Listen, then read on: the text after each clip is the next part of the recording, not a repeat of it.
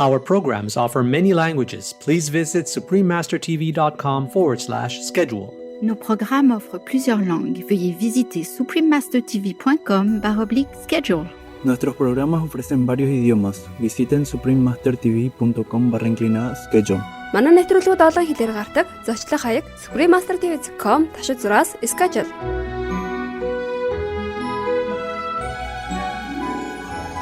The art of ice sculpting. Continue watching to find out more. The way to begin a greeting in Kosovo is to say Përshëndetje, which is hello in Albanian, one of Kosovo's official languages. I am Gresa. The charming citizens of Kosovo applaud you for being kind to all beings, humans and animals alike. May Allah forever guide and protect you. Welcome to our program, The Art of Ice Sculpting. Certain experiences, such as watching snow falling quietly, skiing in the mountains, sledding down the hills, and appreciating crystal-like ice sculptures, can only be enjoyed in winter when the earth is resting. Sculpting is the art of creating a three-dimensional visual object by carving or modeling in stone, metal, ceramics, wood, or even ice and snow. Sculptures made from ice are less permanent and can remain robust and intact for minutes to months, depending on the ambient temperature. Because these works of art are short-lived, they are very precious. The history of ice carving goes as far back as 4,000 years ago to the ice houses or igloos built by the indigenous Inuit people of the Arctic regions. In 17th century China, the people of Heilongjiang province created simple ice lanterns by carving holes in bucket-shaped blocks of ice and placing candles inside. This technique has become so popular that ice lanterns are still used in celebrations and festivals today. The simple ice lantern has evolved into multi-lighted, complex and impressive sculptures that are featured at ice festivals. Ice sculptures can be abstract, realistic, functional, or just made for decorative purposes. The challenges of ice sculpting are related to the variability, volatility, and purity of the base material, ice. Commercially made blocks of clear, transparent ice are ideal for carving as they consist of pure, clean water frozen in a controlled process that circulates water in a freezing chamber.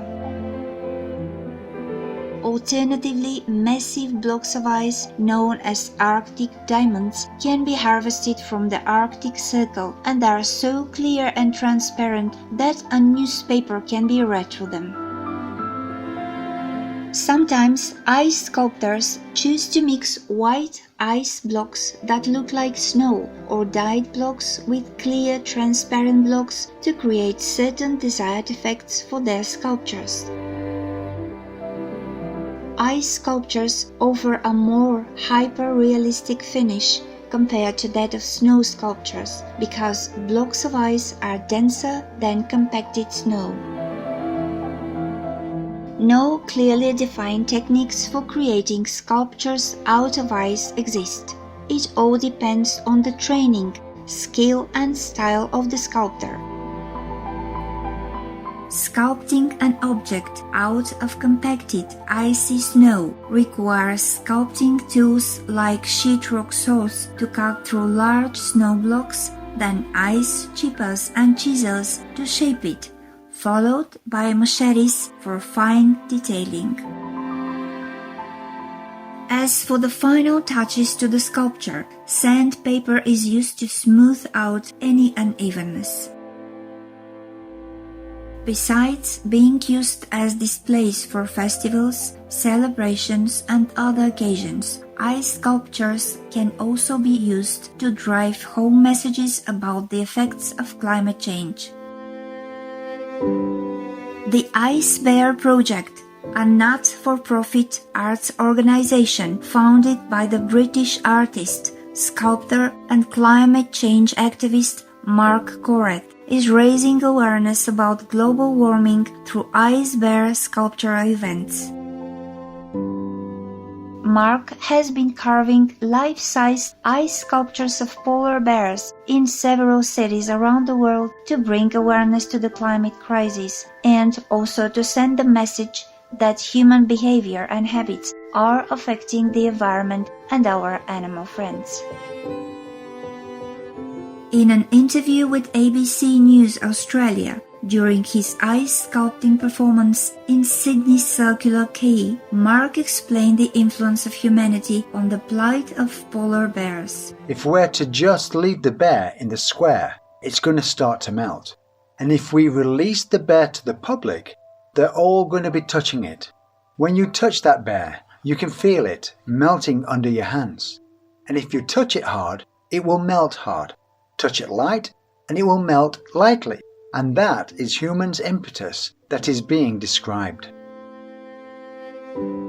Kudos, Mark Corrett, for your innovative way and diligent efforts to raise climate crisis awareness around the world. Wonderful viewers, we'll now pause for a moment to hear a brief message. We'll return shortly. Please stay tuned to Supreme Master Television.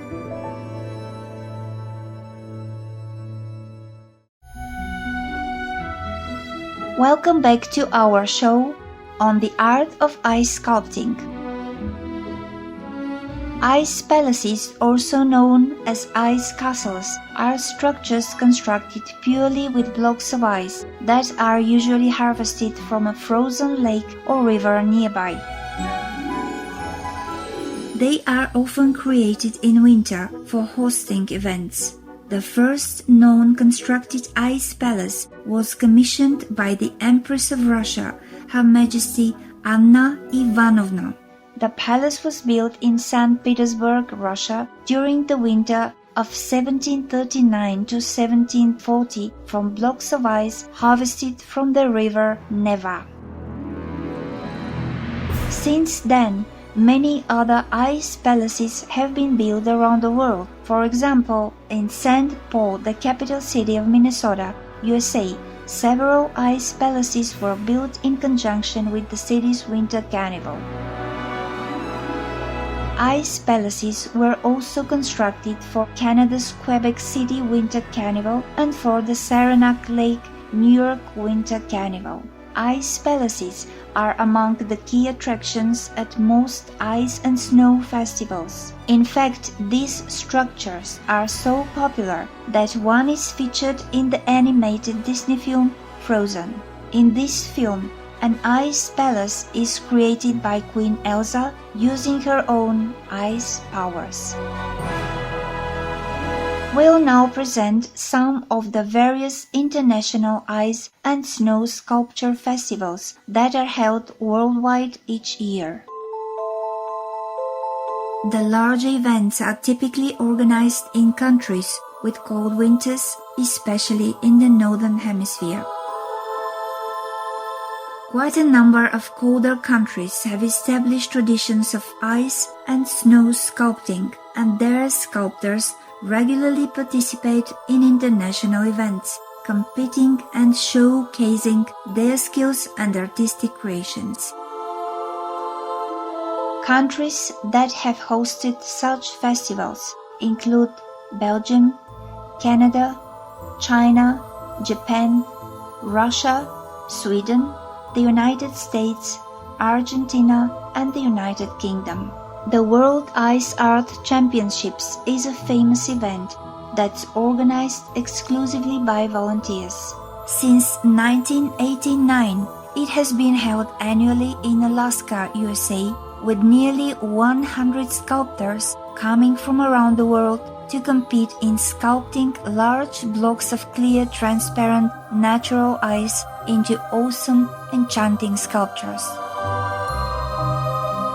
In Canada, the Quebec City Winter Carnival is a yearly affair, and its ice sculpture festival normally lasts for about 3 weeks. The Quebec Festival is considered to be one of the best in the world because of the wide variety of ice sculptures on display, its numerous games, and its fabulous activities, which attract many visitors. Other popular international ice and snow sculpture festivals are those hosted by China and Japan.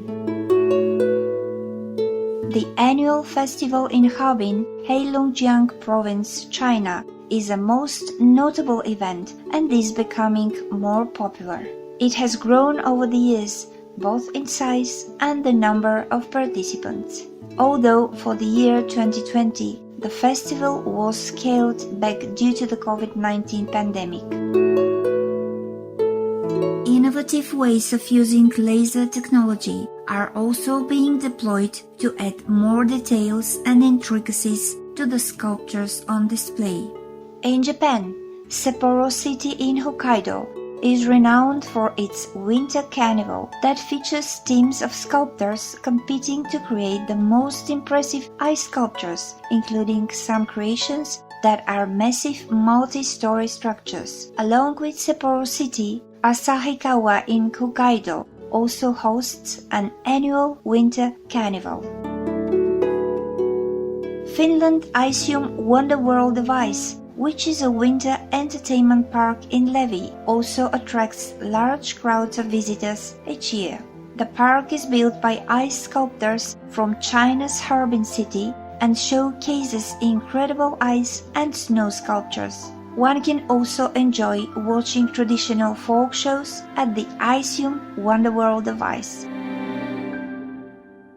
We wish we had more time to introduce to you some of the other awe-inspiring ice sculpting art by the world's most talented sculptors. We are grateful to these creative artists for brightening our winter days with such impressive beauty, fun, cheer, and warmth.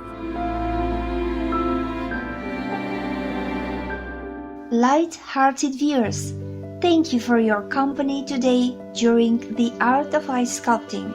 Up next is Be a Humane Being, Scrap Factory Farming for People, Planet and Animals, Part 2 of 2, right after noteworthy news. Through the grace of Providence, may all beings thrive in wellness and happiness.